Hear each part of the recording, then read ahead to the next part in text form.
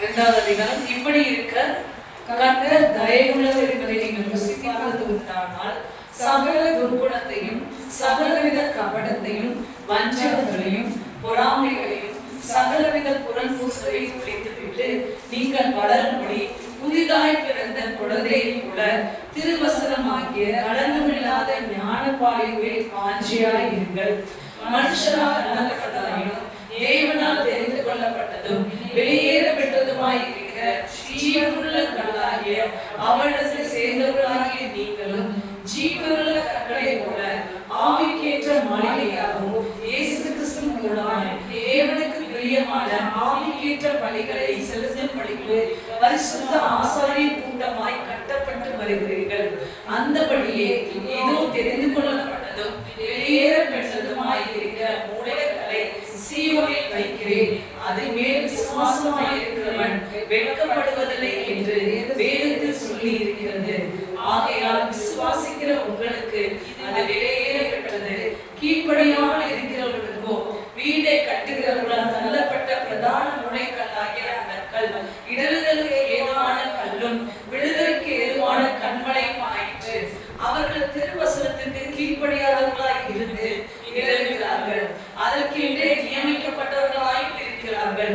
நீங்களும் உங்களை அந்த வாரத்தில் என்று தம்முடைய ஆச்சரியமான ஒளிகளுக்கு வரவழைத்தவருடைய புண்ணியங்களை அறிவிக்கும்படி தெரிந்து கொள்ளப்பட்ட சந்ததியையும் ராஜரிகமான ஆசாரிய கூட்டமாயும் பரிசுத்த ஜாதியாயும் அவருக்கு சொந்தமான ஜனமாயும் இருக்கிறீர்கள்.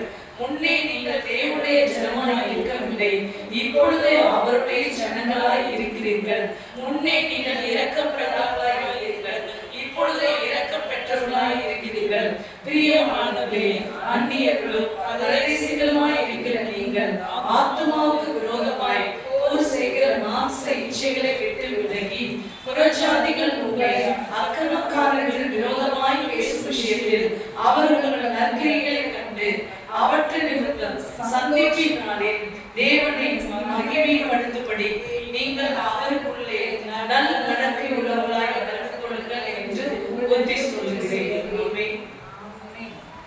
பாருங்க, நம்மள இது திரும்ப பேர்ல சொல்றாரு, கிறிஸ்து இயேசு வெளியேறப்பட்ட ரத்தத்தால் நம்ம மீட்கப்பட்டிருக்கிறோம் என்பதை நீங்க அறிஞ்சு, நீங்க இருள்ல இல்ல, நீங்க இருள்ல ஒரு காலத்துல இருந்தீங்க. இருள்ல இருந்ததுனால இருளுக்குரிய இச்சைகளை படி, அதாவது புறஜாதிகள் உலகத்தார் உங்களை இழுத்த போக்குல நீங்க வாழ்ந்துட்டு இருந்தீங்க. அவங்க உலகத்தின் இச்சைகளுக்கு உலகத்தின் நாட்டங்களுக்கு உங்களை ஒரு பக்கம் இழுத்து கொண்டே இருந்தாங்க. அதை கேட்டால் கூட நீங்க போயிட்டு இருந்தீங்க. ஆனா இப்ப இயேசுவான பிறந்திருக்கிறீங்க. நீங்க வாழ்ந்துட்டு இருக்கதே மறுஜென்மம், இன்னொரு ஜென்மம் கிடையாது. இந்த ஜென்மத்தை இப்ப இந்த மறுஜென்மத்துக்கு அப்புறம் நீங்க என்னென்ன செய்றீங்களோ அதுதான் உங்களுக்கு நியாயத்தை இருக்கும். சரிங்களா? சோ இந்த மறுஜென்ம வாழ்க்கையில உன்னை எதிரில துர்குணத்துல இருந்து ஆண்டவர் விடுதலையாக்கி உன்னை ராஜாவும் ஆசாரியர் உன்னை பாவத்துல இருந்து பரிசுத்தமாக்குறது மட்டுமல்ல, உன்னை புனிதமாக்குகிறார்.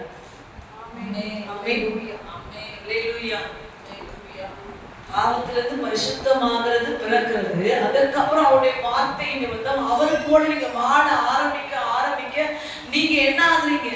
செயின்ட் லைஃப்க்கு போறீங்க. அல்லேலூயா. ஆசாரிய கூட்டமாக அப்படின்னா புனிதர்களுடைய வாழ்க்கைக்கு நேராக தேவன் உங்களை ஒவ்வொரு நாளும் உருவாக்குகிறார் என்பதை அறிந்து திரும்பவுமாக அந்த இச்சையின் கிரியைகளுக்கு திரும்பாம, அந்த மாம்ச இச்சைகளுக்கு உங்களை விட்டு கொடுக்காம கர்த்தருடைய பரிசுத்தத்துக்கு என்று வைராக்கியம் கொண்டவங்களாக நில்லுங்க. உங்களுக்கு இது இடறுதலின் கல் இல்ல, கீழ்ப்படியாதவர்களுக்கு இடறுதலின் கல்லாக இருக்கிறது. ஆமென். சோ கீழ்ப்படிதல் உள்ள பிள்ளைகளாக தேவனுடைய வார்த்தையை கேட்டு ஒரு காலத்துல கீழ்ப்படியாம அதை உணராம அழைஞ்சிட்டு இருந்தாலும் இப்ப தேவனுடைய வார்த்தை உங்களுக்கு நேரம் வந்தோட அப்படியே கேட்கும்படி உங்களை நீங்கள் தாழ்த்தி ஆமென் நடக்கும் போது மற்றவர்களுக்கு முன்பாக உங்கள் நற்கிரியைகள்னால, உங்க செயல்னால, உங்களுடைய நடத்தையினால போதனையே இன்றி புறஜாதிகளும் உலகத்தாலும் இயேசுவை ஏற்றுக்கொள்வார்கள். ஆமென். ஆமென். ஒரு பரிசுத்த வாழ்க்கை நீங்க வாழும்போது, பரிசுத்தம் இல்லாமல் வாழுகிறவன் எப்படி இவன் இந்த பரிசுத்த வாழ்க்கையை வாழுகிறான் என்பதை உங்களிடத்துல பார்த்து ஆச்சரியப்பட்டு அந்த வாழ்க்கைக்கு அவன் திருப்பப்படுவான். ஆமென். அல்லேலூயா. இதுக்கு போய் நீங்க பிரசங்கிக்க வேண்டியது. இப்படி ஒரு வாழ்க்கை இருக்குதா, இப்படி ஒரு விடுதலை வாழ்க்கை இருக்குதா, இப்படி ஒரு குற்ற உணர்வு இல்லாத ஒரு வாழ்க்கை இருக்குதா என்பதை பார்த்து உங்களிடத்தில் அவன் உங்கள் நிமித்தம் இயேசுவை ஏற்றுக்கொள்வான். ஆமென். சோ புறஜாதிகள் இப்படிப்பட்ட விஷயத்துல தேவனை அறியாத புறஜாதிகள் மீன் தேவன் மேல் நம்பிக்கை இல்லாத ஜனங்கள் இப்படிப்பட்ட விஷயத்துல உங்களை பார்த்து அவர்கள் உங்க நன்னடத்தையை பார்த்து மனம் திரும்பணும். அப்படிப்பட்ட நற்கிரியைகள் உங்களுக்கு வேண்டும். அப்படின்னா என்ன? நம்முடைய ட்ரெஸ்ஸிங்ல இருந்து, நம்முடைய பேச்சுல இருந்து, இல்ல கிறிஸ்தவர்களா இருப்பாங்க ரொம்ப தகாத வார்த்தைகளை பேசுவாங்க, ரொம்ப இச்சையான வார்த்தைகளை பேசுவாங்க. உங்களுடைய நடக்கை செயல்கள் எல்லாம் ரொம்ப உலகத்தானே போல இருக்கும். அப்ப அவன் எப்படி மனமாறும்? ஒரு பரிசுத்த தேவனை இச்சையின் நாட் ஓன்லி ஒரு மனிதனோடு செய்கிறத மட்டும் இச்சை இல்லை, உங்களுடைய என்ன சொல்றது எல்லாமே ஆசை, உலக ஆசை. உலகத்துல இருக்கிறவங்க ஒரு காரியத்தை சொல்லும் போது அவனுடைய ஆசையும் உன் ஆசையும் ஒன்னா இருக்க கூடாது. அப்ப ஏதாவது பிரச்சனை இருக்குன்னு அர்த்தம். அல்லேலூயா.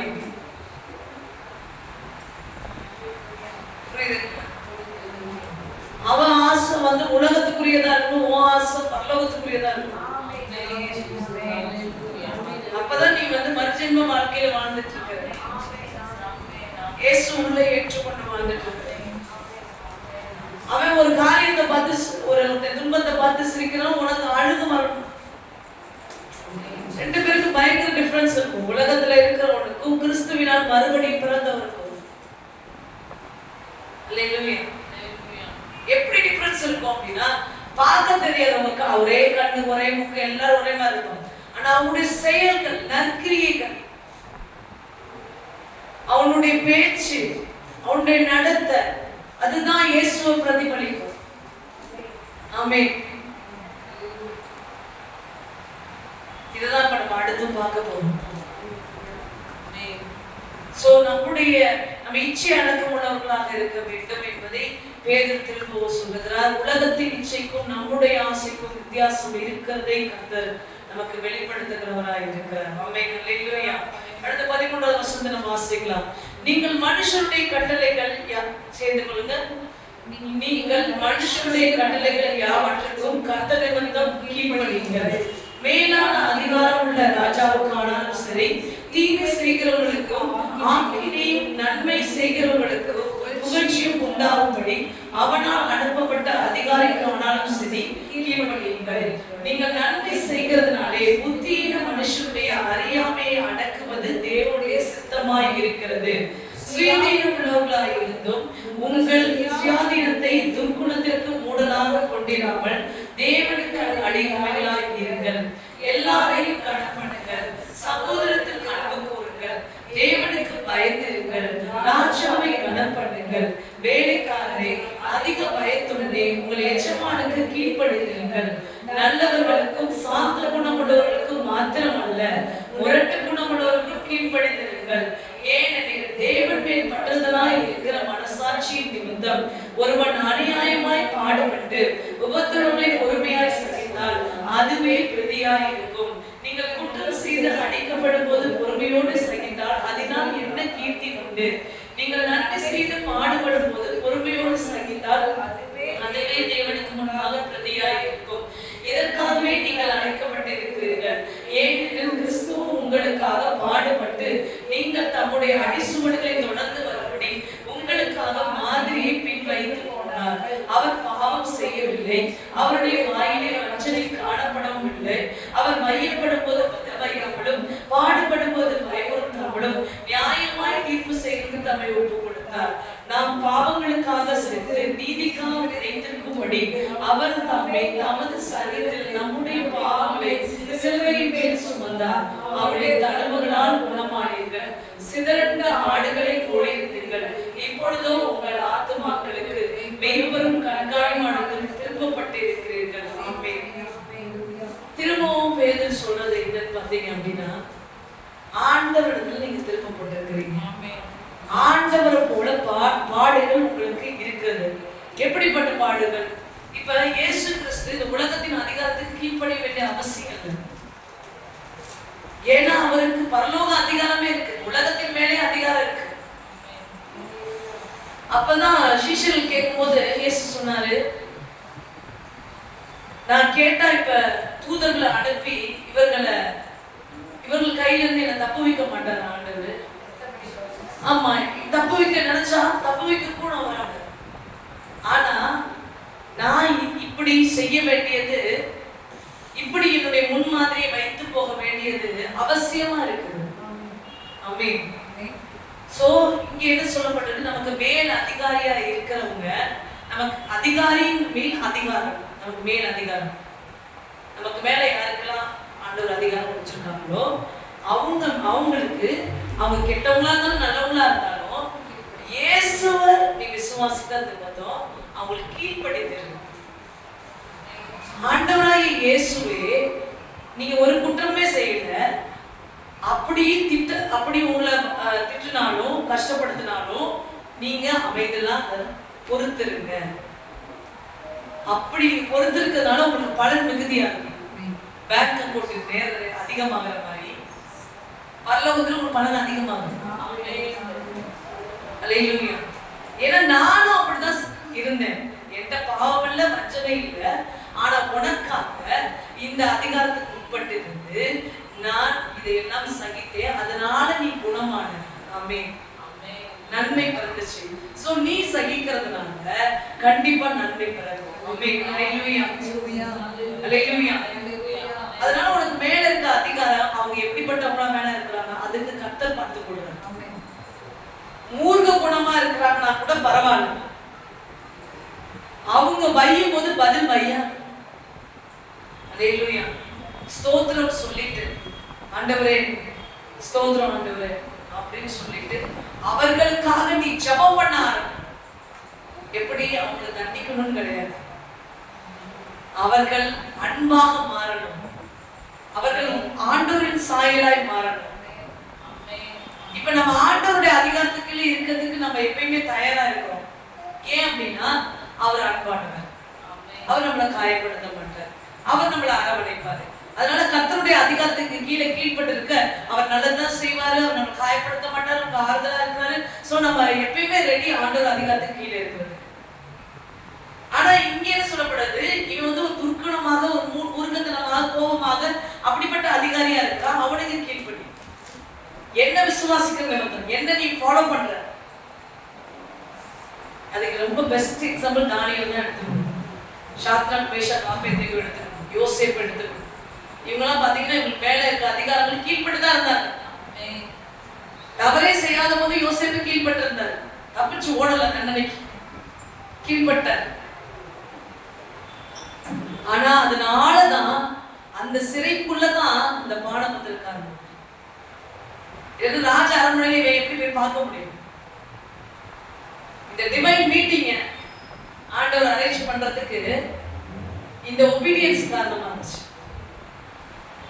சோ நமக்கு மேலான அதிகாரங்கள் எப்படியாக இருந்தாலும் நீங்கள் ஆண்டவரை சேவிப்பது நிமித்தம், அவரை பின்பற்றுவது நிமித்தம், அவர் அதிகாரங்களுக்கு கீழ்பட்டு இருந்தார். அதே போல நீங்கள் கீழ்பட்டு இருக்கும் போது உங்களுக்கும் மற்றவர்களுக்கும் நன்மை உண்டாகும். ஆமென். அல்லேலூயா. இப்படி நல்லது தீமை செய்யறவனுக்கும் நல்லது செஞ்சு நம்ம அவனுடைய கெட்ட எண்ணத்தை மாற்றுறது தேவனுடைய சித்தமா இருக்கு. அல்லேலூயா. தீமை செய்யறவனுக்கும் நம்ம நன்மை செய்து நமக்கு வாய்ப்பு சந்தர்ப்பம் அமைந்த நீங்களே போய் வளைய செய்யணும். சந்தர்ப்பம் அமையும் போது அவனுக்கு நன்மை செய்யணும். உலகத்துல வந்து அவன் நிற்கும் போது இறங்கும் போது நன்மை செஞ்சிருக்க. அல்லேலூயா. அப்பொழுது அவனுக்கு என்னவா மாறும் அப்படின்னா அவனோட தீமையான எண்ணங்கள் ஆண்டவர் அவனோட புத்தி இனத்தை எடுத்து போடுவார். இப்படிப்பட்ட இவ்வளவு நன்மை செஞ்சவங்களை போய் நம்ம அழைக்க நேரிட வேண்டும். அல்லேலூயா. சோ இதுதான் 2வது அதிகாரத்துல பேதுரு சொல்லி இருக்காரு. ஆமென். அடுத்ததா 3வது அதிகாரம் படிக்கலாம். அந்தபடி மனைவிகளே உங்கள் சொந்த புருஷருக்கு கீழ்ப்படிந்திருங்கள். அப்பொழுது அவர்களில் யாராவது திருவசனத்திற்கு கீழ்ப்படியாதவர்களாய் இருந்தால் பயபக்தியோடு கூடிய உங்கள் கற்புள்ள நடக்கையை அவர்கள் பார்த்து போதனையின்றி மனைவிகளின் நடக்கையினாலே ஆதாயப்படுத்திக் கொள்வார்கள். நல்லா புரிஞ்சுக்கோங்க. எந்த மனைவி புருஷனுக்கு போதிக்கவே முடியாது. பெரிய பிரீச்சரா இருந்தாலும் போதிக்க முடியாது. நீங்க பிராங்கா ஒரு விஷயம் தெரிஞ்சுக்கணும். எவ்வளவு பெரிய பிரீச்சிங் பண்ணா கூட புருஷனுக்கு போதிக்க முடியாது. அல்லேலூயா. உங்களோட நடக்கையால மட்டும்தான் மாத்த முடியும். இந்த வசனத்தை நல்லா உள்ள கிரகித்துக் கொள்ளுது. நம்ம டீச் பண்ண நமக்கு டைமே தர மாட்டேங்கிறாங்க, நம்ம சொல்றதை கேட்க மாட்டேங்கிறாங்களே அப்படின்றத எல்லா விமர்சனம் ஏன்னா நமக்கு சில விஷயத்த ரிவீல் பண்ணியிருப்பாரு ஆண்டவர். இப்படி மரியாதை ஃபர்ஸ்ட் ரிவீல் பண்றாரு, அது மாதிரி ரிவீல் பண்ணுவார். சிம்சோன் வரும்போது கூட சிம்சோன் மதருக்கு ரிவீல் பண்றாரு. சோ அதனால பெண்களுக்கு ஆண்டவர் நிறைய வெளிப்பாடுகளை கொடுத்திருந்தாலும் அதை போய் போதிக்க முடியாது. அப்ப நீங்க என்ன பண்ணணும்? ஜெபிக்கணும். உங்கள் செயல்களினால் அவர்கள் உங்கள் போதனையை கேட்கும்படி வைக்க வேண்டும். ஆமென்.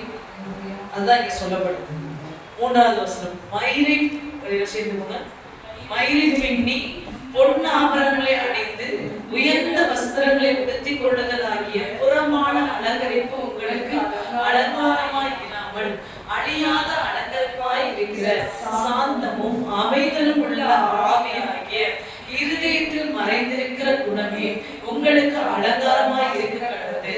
அதுவே தேவனுடைய பார்வையில் வெளியேற பெற்றது. இப்படியே பூர்வத்தில் தேவனிடத்தில் நம்பிக்கையாய் இருந்த பரிசுத்த ஸ்திரீகளும் தங்களுடைய புருஷர்களுக்கு கீழ்ப்படிந்து தங்களை அலங்கரித்தார்கள்.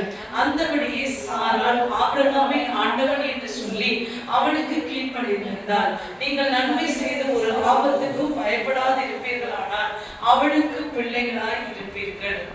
இது உங்களுக்கு தெளிவா புரியும். அதாவது சாந்தமும் அமைதியும் இங்கிலீஷ்ல நீங்க பாத்தீங்கன்னா சைலண்ட் அண்ட் சாஃப்ட் நேச்சர். அப்படி ஒரு ஸ்பிரிட்ல கோப ஆவி, எரிச்சலின் ஆவி இல்ல. Soft nature spirit. புறா பார்த்துருக்கீங்களா? பிதாகுமார் பரிசுத்த ஆவி குடும்பத்தோடு ஒப்பிடப்படுகிறார். சரிங்களா? அதுல பரிசுத்த ஆவியானவரை பெண் ஏற்றவாள பெண் அப்படின்ற ஒரு இடத்துல நம்ம ஒப்பிட்டு சொல்லப்படுகிறது.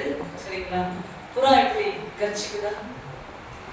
மென்மையா பார்க்கவே பார்த்தோன்னே அதனுடைய அழகு அதிகமா இருக்குது. எல்லாமே அது ஏன் அப்படி அழகா தெரியுது அப்படின்னா அது ஒருவேளை பயங்கரமா கத்துற ஒரு பறவையா இருந்தா அது அழகா தெரியுமா? புறா ரொம்ப அப்படி கத்துற பறவையா இருந்தா அழகா தெரியுமா? தெரியாது. சோ அந்த புறாவின் மென்மை, பரிசுத்த ஆவியானவருடைய மென்மை பெண்களுக்கு சுபாவப்படியே கொடுக்கப்பட்டிருக்கு. நமக்கு ஆண்டவர் சுபாவத்திலே கொடுத்திருக்காங்க. ஆனா அதை போர்க்கடி அதை ஒரு பக்கம் தள்ளிட்டு பரிசுத்த ஆவியின் சத்தத்துக்கு செவி கொடுக்காம வேற ஆவியிலே இருந்து soft and silent nature இது உங்களுக்குள்ள இருக்கணும். அதை விட்டு விடாது. சரிங்களா? சாந்தமும் அமைதலுமான ஆவி இருதயத்தில் மறைந்திருக்கிறது பெண்களுக்கு. இதுலதான் நீங்க டிராவல் பண்ண அதிக விரும்பணும். வேற ஆவியில உங்களை இழுத்தாலும் நீங்க அந்த ஆவிக்கு போக கூடாது. சரிங்களா? கர்த்தர் அப்படியே அவங்க நடத்துவாங்க. சரி, 7வது வசனம் ரொம்ப ஆச்சரியமா இருந்தது. அந்தபடி சேர்ந்து கொள்ளுங்க. அந்தபடி புருஷர்களே மனைவியானவள் பலவீனமான பாண்டமாய் இருக்கிறபடியால் உங்கள் ஜெபங்களுக்கு தடை வராதபடி நீங்கள் விவேகத்தோடு அவர்களுடனே வாழ்ந்து உங்களுடனே கூட அவர்களும் நித்திய ஜீவன் ஆகிய கிருபையை சுதந்திரித்துக் கொள்ளுகிறவர்கள் ஆனபடியால் அவர்களுக்கு ஈக்குவல் பார்ட்னர் அப்படின்றத சொல்லுது. அவங்க 2 பேருக்குமே நித்திய ஜீவனை கர்த்தர் வச்சிருக்காருன்றத நீங்க புரிஞ்சுக்கிட்டு கணவன்மார்கள் என்ன பண்ணணும்னா, மனைவி வந்து உணர்ச்சி, அதாவது எமோஷனல் பர்சனா யார் இருக்கிறாங்க அப்படின்னா விமன் தான் இருக்கிறாங்க. ஆண்டவர் அப்படிதான் வச்சிருக்காங்க. அந்த எமோஷனல் பர்சனா இருக்கிறாங்கன்றத புரிஞ்சு அவங்கள கனம் பண்ணணும், அவங்களுக்கு கடமையின பண்ணக்கூடாதுன்னு புருஷர்களுக்கு இங்க தேவன் சொல்லுகிறார். இப்படி கனம் பண்ணாம அவங்க பண்ற ஜெபம் கூட கேட்கப்படாது. இந்த விஷயமே எத்தனை பேருக்கு தெரியும் தெரியல. அல்லேலூயா. சீக்கிரத்துல தெரியும்படி மேத் ஃபெலோஷிப் ரெடி பண்ணிட்டு இருக்கேன். அதுக்கு இந்த வசனம் உதவியா இருக்கு. ஆமென். நிறைய இடத்துல நீங்க இதை கேட்டிருப்பீங்க. ப்ரீச்சர்ஸ்லாம் வந்து உங்க மனைவியோட ஒப்புரவாகாம நீங்க வந்து மேல ஏறாதீங்க அப்படின்னு சொல்லி கேட்டிருப்பீங்க. மனைவியை கஷ்டப்படுத்திட்டு நீங்க போதகர் வந்து மேல ஏறாதீங்க அப்படின்னு சொல்லி. ஏன்னா அந்த கனவீனமா அவங்களை நடத்தக்கூடாது. அல்லேலூயா. அல்லேலூயா. தேவனை கனப்படுத்த வரும் முன்பு நீங்க அவங்களை கனவீனப்படுத்திட்டு உனக்கு ஒன்றும் தெரியாது, நீ ஒன்றும் இல்லை அப்படின்னு சொல்லிட்டு அவங்களுக்கு ஒரு ஈக்குவல் பார்ட்டை கொடுக்காம தள்ளி மேல வரக்கூடாது. கர்த்தர் சொல்லியிருக்காரு, நமக்கு முன்னாடியே சொல்லியிருக்காரு எபேசியர் 5 சரிங்க. நம்ம இயேசுவை எப்படி கனம் பண்றோமோ நமக்கு கொடுக்கப்பட்ட மேல் அதிகாரங்களை கனம் பண்றோம். ஆமென். புருஷன்மார்கள் மனைவியை கனம் பண்ணணும்னு சத்தியத்துல இருக்கு. அல்லேலூயா. சோ கர்த்தர் அதை கேட்க பண்ணுவார் என்று நம்புகிறேன். ஆமென். 8வது வசனம், மேலும் நீங்கள் எல்லாரும் ஒருமனப்பட்டவர்களும் இரக்கமுள்ளவர்களும் சகோதர சிநேகம் உள்ளவர்களும் மன உருக்கம் உள்ளவரும் இரக்கம் உள்ளவர்களுமாயிருந்து தீமைக்கு தீமையும் உதாசனத்துக்கு உதாசனத்தை சரி கட்டாமல் அதற்கு பதிலாக நீங்கள் ஆசீர்வாதத்தை சுதந்திரித்துக் கொள்ளும்படி அழைக்கப்பட்டவர்களாய் இருக்கிறீர்கள் என்று அறிந்து ஆசீர்வதியுங்கள். ஜீவனை விரும்பி நல்ல நாட்களை காண வேண்டும் என்று இருக்கிறவன் பொல்லாப்புக்கு தன் நாவையும் கபடத்துக்கு தன் உதடுகளை விலக்கி காத்து பொல்லாப்பை விட்டு நீக்கி நன்மை செய்து சமாதானத்தை தேடி அதை பின்தொடர கடவன். கர்த்தருடைய கண்கள் நீதிமான்கள் மேல் நோக்கமாயிருக்கிறது, அவருடைய செவிகள் அவர்கள் வேண்டுதலுக்கு கவனமாய் இருக்கிறது. தீமை செய்கிறவர்களுக்கோ கர்த்தருடைய முகம் விரோதமாய் இருக்கிறது. நீங்கள் நன்மை பின்பற்றுகிறோமானால் உங்களுக்கு தீமை செய்கிறவர்கள் யார்? நீதி நிமித்தம் நீங்கள் பாடுபட்டால் பாக்கியவான்களாய் இருப்பீர்கள். அவருடைய பயமுறுத்தலுக்கும் நீங்கள் பயப்படாமல் கலங்காமலும் இருந்து கர்த்தராகிய தேவனை உங்கள் இருதயங்களை பரிசுத்தப்படுத்துங்கள். உங்களிடத்தில் நம்பிக்கையை குறித்து உங்களுக்கு விசுவாசம் கேட்கிற யாவருக்கும் சாத்தத்தோடும் மடக்கத்தோடும் உத்தரவு சொல்ல எப்பொழுதும் ஆயத்தமாய் இருங்கள். கிறிஸ்துவுக்கு ஏற்ற உங்கள் நல்ல நடக்கையை தூஷிக்கிறவர்கள் உங்களை அக்கிரமக்காரர்கள் என்று உங்களுக்கு விரோதமாய் சொல்லுகிற விஷயத்தில் வெட்கப்படும்படி நல்ல மனசாட்சி உடையவர்களாய் இருங்கள். தீமை செய்து பாட வைப்பதிலும் தேவனுக்கு சித்தமானால் நன்மை செய்து பாட வைப்பதே மேன்மையாய் இருக்கும். ஏனெனில் கிறிஸ்துவும் நம்மை தேவனுக்கு சேர்க்கும்படி அநீதி உள்ளவர்களுக்கு பதிலாக நீதி உள்ளவராய் பாவங்கள் நிமித்தம் ஒரு தரம் பாடப்பட்டார். அவர் மாம்சத்திலே கொலையுண்டு ஆவியிலே உயிர்ப்பிக்கப்பட்டார். அந்த ஆவியிலே போய் காவலில் உள்ள ஆவிகளுக்கு பிரசங்கித்தார். அந்த ஆவிகள் பூர்வத்தில் நோவா வேலையை ஆயத்தம் பண்ணும் நாட்களில் தேவன் நீதியே உரிமையோடு போது கீழ்ப்படியாமல் போனவைகளை அந்த பேரையை சலாட்டி 8 பேர் மாத்திரம் பேசித்து ஜனத்தினாலே காக்கப்பட்டார்கள். அதற்கு ஒப்படையான ஞானஸ்தானமானது மாம்ச அழுக்கை நீக்குதலாய் இராமல் தேவனை பற்றும் நல்ல மனசாட்சி உடன்படிக்கையாய் இருந்து இப்பொழுது நம்மையும் இயேசு கிறிஸ்துவின் உயிர்த்தெழுதலில் ரட்சிக்கிறது. அவர் பரலோகத்திற்கு போய் தேவனை வலது இருக்கிறார். தேவதூதர்களும் அதிகாரங்களும் வல்லமைகளும் அவருக்கு கீழ்ப்படியப்பட்டிருக்கிறது. ஆமென். அல்லேலூயா. திரும்பவுமா பேதுரு சொல்றது என்னன்னா, நம்ம வந்து சபிக்கிறதுக்காக அழைக்கப்பட்ட ஜனம் இல்ல. நம்ம மேலே சாப்பாடுல நம்ம யாரையும் சபிக்க கூடாது. நம்ம நல்லதுதான் செய்யணும். நல்லது செய்யும் போது நம்ம கஷ்டம் வந்தா பாடுபட்டா சந்தோஷப்படுங்க. ஏன்னா இயேசு நல்லது செஞ்சு பாடுபட்ட போது அது அவருக்கு மகிமையா மாறிச்சு. நீங்க நல்லது செய்து பாடுபடும் போது அது உங்களுக்கு மகிமையா மாறும். ஆமென். இதுதான் திரும்ப திரும்ப பேதுரு சொல்றாரு. கடைசி 4வது அதிகாரத்தை படிச்சிருவோம். இப்படி இருக்க, என்னோட சேர்ந்து கொள்ளுங்க. இப்படி இருக்க கிறிஸ்து நமக்காக மாம்சத்திலே பாடுபட்டபடியால் நீங்களும் அப்படிப்பட்ட சிந்தையை ஆயுதமாய் தரித்துக் கொள்ளுங்கள்.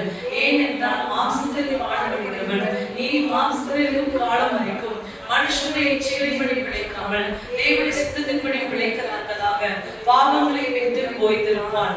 சென்ற வாழ்நாள் காலத்தில் நாம் புறஜாதிகளுடைய இஷ்டத்தின்படி நடந்து கொண்டது போதும்.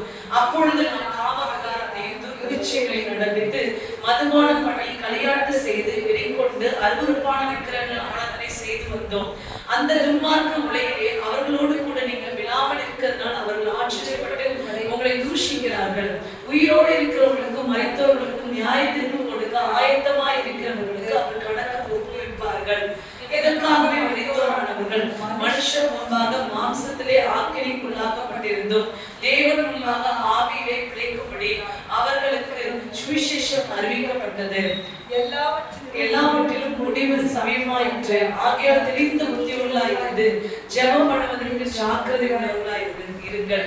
எல்லாவற்றிற்கும் மேலாக ஒருவரை ஒருவர் ஊக்கமான அன்புள்ளவர்களாயிருங்க. அன்பு திரளான பாவங்களை மூடும். ஒருவருக்கு இல்லாமல் ஒருவரை ஒருவர் உபசரியுங்கள். அவனவன் பெற்ற வரத்தின்படியே நீங்கள் தேவனுடைய பற்பல கிருபை உள்ள ஈவுகளை பகிர்ந்து கொடுக்கும் நல்ல உட்காரக்காரர் போல ஒருவருக்கு ஒருவர் உதவி செய்யுங்கள். ஒருவன் போதித்தால் தேவனுடைய வாக்கியத்தின்படியே போதிக்கடவன். ஒருவன் உதவி செய்தால் தேவன் தந்த பலத்தின்படியே செய்ய கடவன். எல்லாவற்றையும் இயேசு கிறிஸ்து மூலமாய் தேவன் மகிமைப்படுவதை செய்வீர்களாக. அவருக்கே மகிமையும் வல்லமையும் சதா காலங்களிலும் உண்டாயிருப்பதாக. ஆமென்.